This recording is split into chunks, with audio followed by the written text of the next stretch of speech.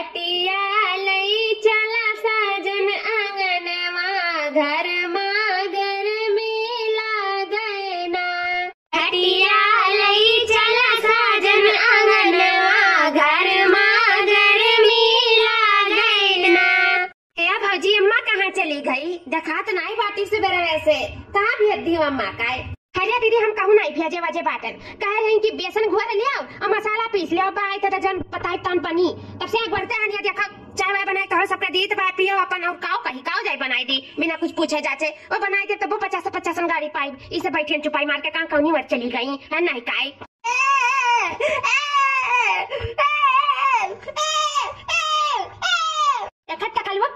चालू होगा कि करे बात है इन्हें की चुपाई मार के बैठा रही जब होता तब पे पे पे पे पे जीव का चाहिए लड़का बच्चा पैदा कहीं है नहीं काय। अरे भाजी लड़का को बड़ा का गुस्सा तो बाती उठाई लो गदियों में बच्चू पाए चाहिए उठा ले भाजी उठा लिया और सियाओ ना आ बताई बहनी दिमाग बहुत हमारा खराब रात बात है इतना बूढ़ा मैं इतना कचवाई दिया कि कचवाई लेके ना आया का कहा जाए तार सबको मातारी में कह नहीं चाहिए ना लेकिन कच्चा हो गया ना मन से कच्चा अब 50 किलो सरसों पेराई गया तब वही कुल पी ली तो बात है अब 2 किलो जहाँ तक बचा वही बचा का है तो 40 गाड़ी हमें घर है अब रोज जब बढ़िया फुलौरी छनवाईबू तो का तेल पानी नहीं खत्म हुई लागत नहीं बका तेल पानी कि हमें कुल नहाए ली था हमें कुल पी ली था तो हमारे कुल बेचैया था हमारे कुल मना कहते बाटे घर द्वारा चढ़ के कहूँ चली जाए तो हरे सबके नाते रुकी है रुकते नहीं है घर में छीन भर। अरे तो भाजी अम्मा से कहे नहीं चाहता कि का रोज रोज बढ़िया पकौड़ी छनवावत बाटी और दीदी लोग तो एक दिन के तो है नहीं अब ही 1-2 महीना रहिए कम से कम तो रोज बढ़िया पकौड़ी छनवा देबो तो तस्ता बताओ तो खराब हो जाए भाई इतना गर्मी है तो जानत बाटी गर्मी में नहीं सधात पियत हुआ अब खराब हो जाए तो गाँव में डॉक्टर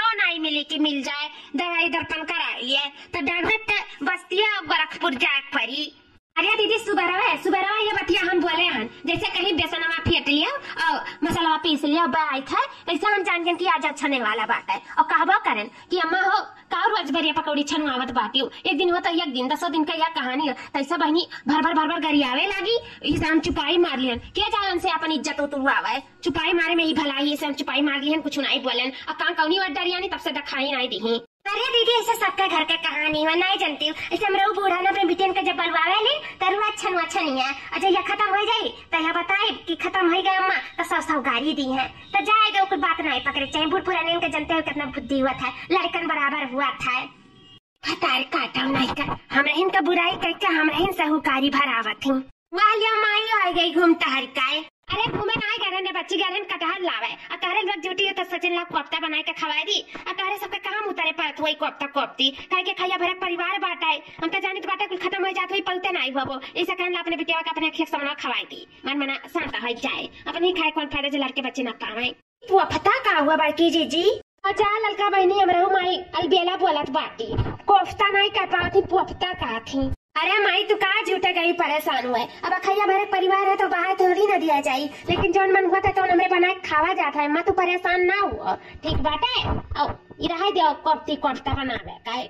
अरे तो बहनी हम कहा खाई तोरे सब जनी उपास करत बाटी मातारी वही जीव नहीं माना था इसे सोची तलाव खवा पिया दी जौने पाई तौने जानियो अब वही दिन हम आवत रहन बगिया में की तो देखें कटारवा ढेर कुल फरा रहा तो सोचे ला एक दिन पपता बना खवा दी एक दिन हम बढ़िया बनाई दी अपने हाथे तो का पसंद है ना मटका बहनी इस सकन ला तू ले चली हमारा सब पिटिया जुटी ही खाए पी लिए हमरो मन निश्चिंत हो जाए कटहरा बरिया तो हमहु बहुत निक लागला दीदी का तो वह बनाई दी बसनिया सनिया घरे हन का कहती बनाई दी सुन के हम पानी आई गए कुले चीजिया तो पियला चाहिए वो बेकार का चीजिया न हमरे नतिया का नुकसान करे मना कर पेट पिराई कि नहीं पिराई इतना बाधी कटार हुआ था ऐसे जैसे तनी चीज से हुआ था मानते तैसे बराम कह धई देत बाटी ऐसा अजर गजर खाए खाओ का तो एक ठू खा के एक जाता तो हम खाए रह दिया जालिया पुरान चौड़ा कराही आओ साल भर के दिन बीता जाता कौनो चीज मुंह में नहीं डाले दी थी। अरे बाप तो तू हम छोड़ा नहीं तो हम पीस दिया भी जमीनिया में पीस देखी कैसे हमें पीसते ले ये कहाँ झगड़ा हुआ था माई। अरे बहनी अब का बताई हुआ वही दोनों मिलन में जनते बाटी लड़ाई हर दम का झगड़ा सूझा रहा था अब कुछ देर बाद देखे दोनों एक कथरी में बैठ के खाई है वो तो दीदी वह लड़का फड़कन के नाते झगड़ा हम जाने तो बाटे और कोनो बात नहीं है उनके दुनिया कुर्सी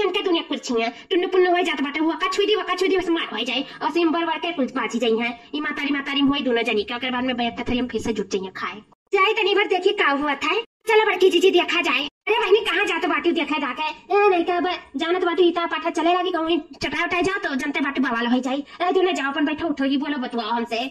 माई तनी बतिया ख्या 2 मिनट में आए पहले ही जब छुटवारे रही तो कहाँ बतिया मान पाई अब तो बर्बाद हो गयो कहाँ तक करके रह गई जाओ देख की नहीं नौकरिया भैया भाजी का नौकरिया नहीं बहुत बुरा खाई जाएगी। हमसे कहा खाते सारे नहीं का अपना खड़ा हमसे कहा तो झगड़ा छुड़ाई दो। चलिए हम साथ दिल में हाथ घुसे जी और नहीं बस की बात है सबका झगड़ा छुड़ाई। क्या भैया हमें हम करा सही में झगड़ा वाला समझ में नहीं आवत करत बाटी ना झटकल दिया कि क्या फैटिंग चलत बाटा अब कुछ देर में एक थाली कुल बैठ के खइए ऐसे बढ़िया का करे जाए इनके पीछे में हमें पा जाए वही जाए लड़े चाहे कटे चाहे मरे अपन किनारे में जानी है। अट्ठू कटहा का तुरिया ने हमार भूत भतार नियरिया सरापी है। अरे मारे आप तो खरा रहा लाइव खटाई अचार साथ साथ दिखम सजा सजाए धरियो खायो तब कब कुछ कहे गए नहीं कहे गए और देखा आज हम ठू कटहार तुलियन त पानी पी पी करिया बात थी बतरा काटाओ ए बच्चा लड़ा झगड़ा लेकिन जोन कहे को तो मुंह से कहा सुनो इकरा झगड़ा बवाल करे लागत है झोटा टने चवल का हुआ लागत है मारा तू ही नटंकी करे चार मन एक तमाशा दिखावत बाटी। अरे भौजी का होत बाटा का होता है। अरे बहनी लड़ाई बात थी हम कैसे हमेशा लड़ाई लाग रहा था बात है नहीं जानती हूँ एक में रही तो एक में लड़त नहीं अब अलगे बिगा कह दिया तब को लड़ाई करती लड़ाई दो बहनी तू ना बाझाओ दूरे रहो बहनी दूरे रहो तू। अरे का बाटू कटार तुली जबरान जेठान में तोरे गटा बढ़ा ले लियो उनके गटा बढ़ा ले लियो मिलजुल कर रह चाहिए तो तोरे सब दोनों जनी झोटा न चुगल करे बाटी। अरे दीदी तुम नहीं जानती ऐसे पल्लैया बिस्कुटिया लावली चाहे जौन चीजिया लाई से कमरवा में लाई के खाई लिए ओकर बाद में जो सुबह देखन ना तो पन्नी नहीं करी इनाय कहिया ला चार दाना हमरे लड़कन के हाथ अब दे दिए हमरे हाथ अब ना धरा चली इन लड़कन के तो दे दिया चाहिए या बता काटो का काती तो बहुत दे दिया का एक दिन गारन गुल मंजर माहे दिए रहे हो नहीं दे रहे हो ना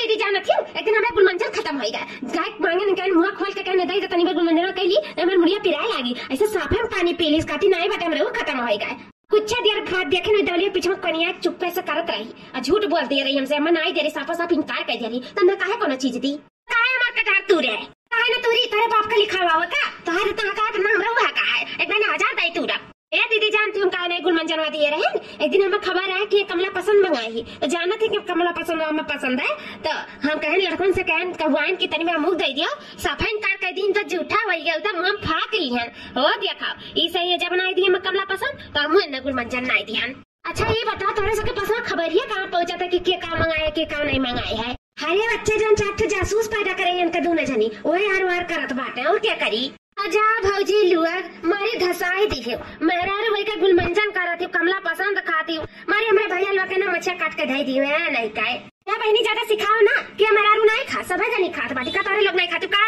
नहीं बहनी मेरे को नहीं खाई जन होरपन चीज आज जब भा है तो हो जाती है दीदी तने तू हट जाता कैसे हमारा कटार तूरी गुलमंजन का तो बात छोड़ा कमला पसंद का तो बात छोड़ा आज जैसे हमारा कटार तूरी ऐसा ना आज हम टूट डाला तनी तू बगलिया जा बस हमें मारे का धमकी देते से हमारे बरवा नहीं पाका कैसे कहते रही बता काटी बरवा नहीं पाका कैसे कहते हमें छुईते दिखाते हमें रे बाप ये भतार काटी हमरे मुरवा का परवा फोड़ारी दादा मटका दीदी तो से कह रहा ना कि हम सबके झगड़ा ना पड़ा लेकिन नहीं मानी तो भगा देखे भैया सही कहा बात है कि दूसरे मामले में नहीं फंसे चाहिए लेकिन मटका जीजी हमारे कुल जगह ये फंस जाती जानत बाटी तो पाई गई खाए भरे का लड़की जीजी ने हुआ नहीं ले वो का चटाई गई तो हरिया दक्षिणा बहनी भल वसा दी दादा ना दिमाग चटिया लगा तो दिमाग उतर जाता रहा। ममता सिंह वेरी गुड वीडियो आपका बहुत बहुत धन्यवाद ममता जी। शमशेर भाई हैप्पी आपका बहुत बहुत धन्यवाद ऐसे भैया लोग आप लोग खुश रहा हम ये चाहिए था।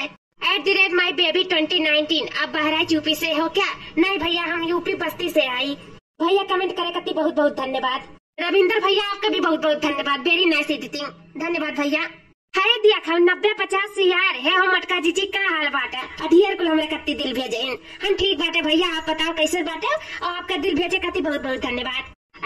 @कबीर सिया 7109 सुपर वीडियो बड़की जीजी आप लोग का मजा आ गया देख के ऐसे ही बनाया करो वीडियो अच्छा लगता है देख के लव यू जीजी लोग बहुत बहुत धन्यवाद आपका भैया love you too. @Vijay Singh 5266 very nice video भैया आपका बहुत बहुत धन्यवाद। ममता चौहान वेरी नाइस जीजी लोग आप सब बहुत ज्यादा अच्छी लग रही हैं आई लव यू जीजी बहुत बहुत धन्यवाद आपका Mamta Chauhan ji. Arman Khan Safiq Ahmed very very nice video बहुत बहुत धन्यवाद आपके भैया जी। हाय देखो भैया विधि चौधरी हम कति डियर कुल दिल भेजाएंगे आपका भी हमारे तरफ से दिल और आपका बहुत बहुत धन्यवाद विधि चौधरी जी। राम मिलन प्रजापति बहुत अच्छा वीडियो मटका जी ए भैया आपका बहुत बहुत धन्यवाद ऐसे हमारे वीडियो देखा करो और कमेंट करा करो हम आप लोग का नाम जरूर है लिया ठीक है चलिए था अच्छे से वीडियो के साथ फिर मिला हमसे ऐसे ही जुड़ा रहा तब तक के लिए बाय बाय टेक केयर।